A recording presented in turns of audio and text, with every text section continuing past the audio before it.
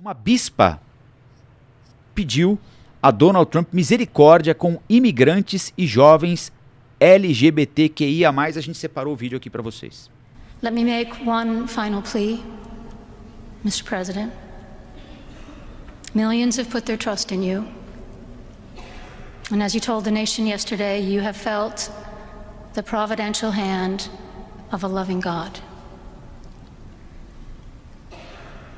In the name of our God, I ask you to have mercy upon the people in our country who are scared now. There are gay, lesbian, and transgender children in Democratic, Republican, and independent families. Some who fear for their lives.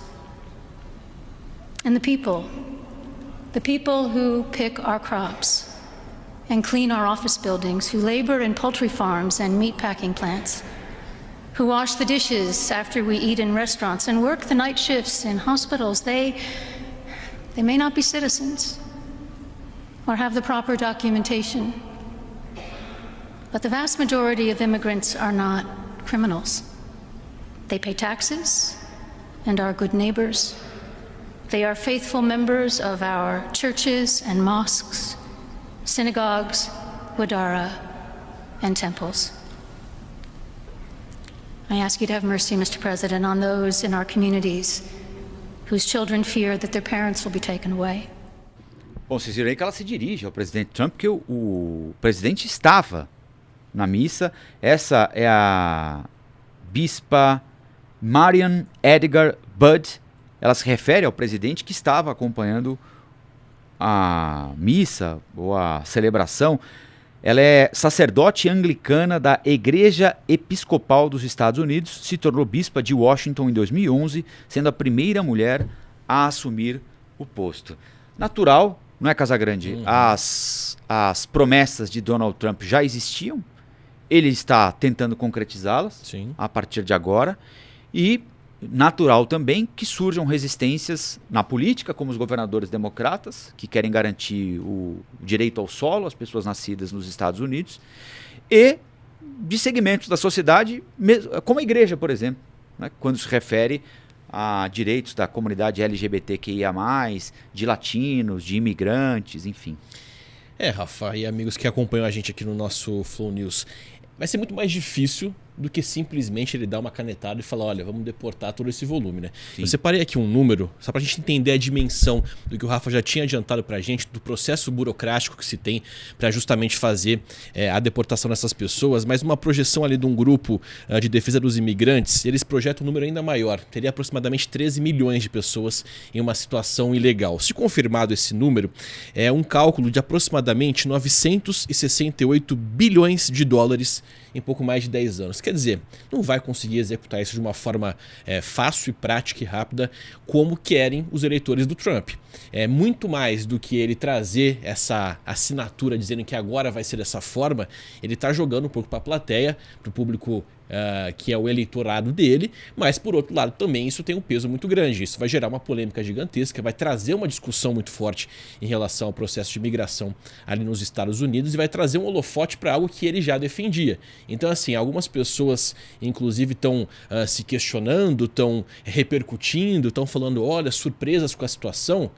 Todos nós sabemos que ele teria um comportamento como esse. Ele nunca escondeu que essa seria a postura dele. Não estamos aqui avaliando se é correto ou não, até porque a gente sabe que num cenário como o dos Estados Unidos, que muitos dos prestadores de serviço, como disse a própria representante religiosa, né, que muitos daqueles que atuam na prestação de serviço nos mais diversos locais são pessoas que vieram de outros países.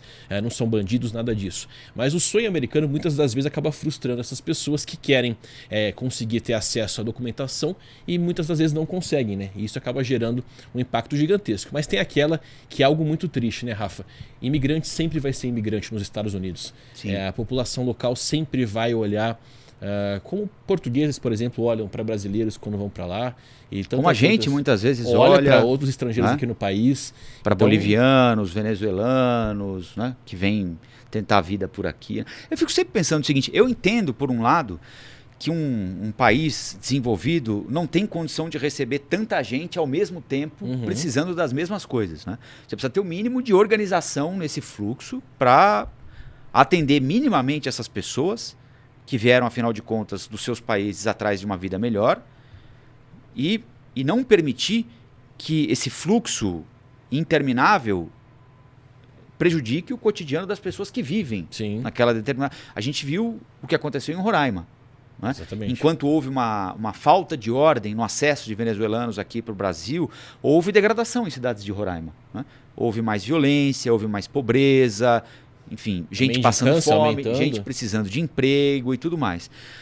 Por outro lado, é fundamental que os países mais ricos, mais desenvolvidos, estejam sim preparados para receber essa gente toda. Tem sim uma dívida histórica, por exemplo, dos europeus com os africanos. Né? Então, quando no passado eles foram fazer a riqueza deles nas costas dos africanos, nas costas nossas aqui, latino-americanos, aí nós interessávamos.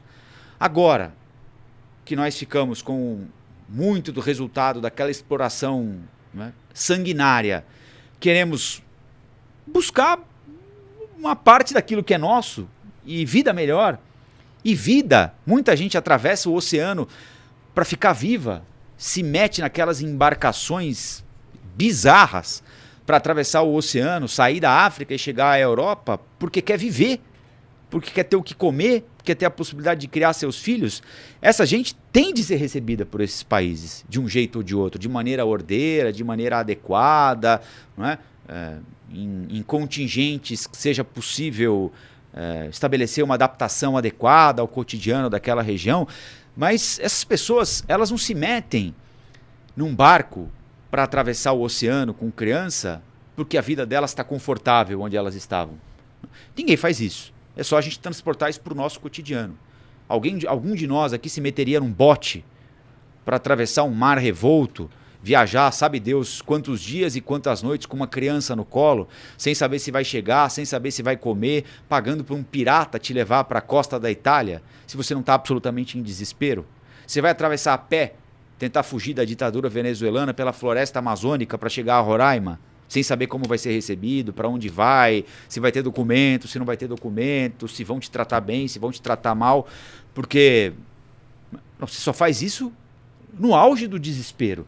Não é? Você vai pagar um coiote para atravessar do México para os Estados Unidos com criança no colo, sabe Deus em que circunstâncias, sabe Deus se vai chegar, sabe Deus se vão te prender, se vão te matar, sabe Deus se esse coiote de fato vai te prestar um serviço, por pior que seja, ou está te roubando. Você se mete numa dessa, né, por absoluto desconforto, por absoluta impossibilidade de continuar vivendo.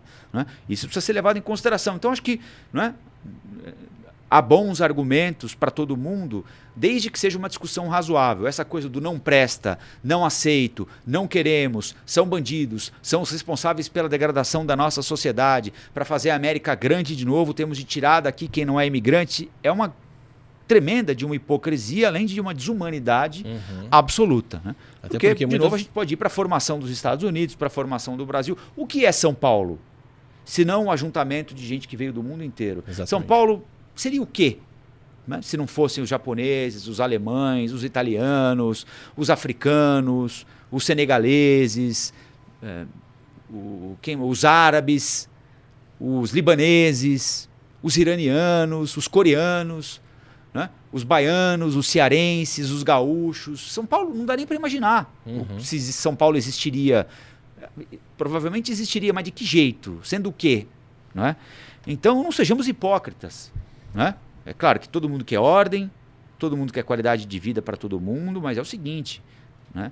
Não dá para olhar para o próximo e dizer o seguinte: olha, azar o seu que você nasceu lá, vai ficar por lá mesmo. Né? Se vão te matar porque você é mulher, se vão te matar porque você tem determinada religião, se vão te deixar sem fome com o seu filho em casa porque o ditador da vez entende que deve ser assim, azar o seu. Né? A minha sorte terá sido do lado rico do mundo, não posso fazer nada por você. Não dá para ser assim, né? Infelizmente tem gente que pensa assim, né? Isso que torna o cenário ainda mais complicado. Se a gente for pensar de uma forma muito simplista, diminuindo muito, claro, todo o impacto que isso provoca, mas de uma forma prática no dia a dia, né? Como que vai ser a prestação de serviço nos Estados Unidos, tendo esse volume de imigrantes deixando o país? Vai ter mão de obra suficiente para fazer ali aqueles trabalhos que muitas das vezes os próprios nascidos nos Estados Unidos não querem executar? Então assim, isso é apenas uma pequena ponta de um gigante iceberg que o Rafa já descreveu muito bem pra gente aqui agora. E esse ponto, só para complementar, Rafa, quando você fala dessas pessoas que na base do desespero fazem de tudo para tentar uma vida melhor, para essas pessoas é a última cartada, é a última possibilidade. Se aquilo não se concretizar, eles realmente já não tem mais um outro plano, já não tem mais uma outra possibilidade do que fazer. Então assim, imagine também, pratique a empatia e se coloque no outro lado. Como seria você que está nos acompanhando aí, tendo que vivenciar uma situação como essa?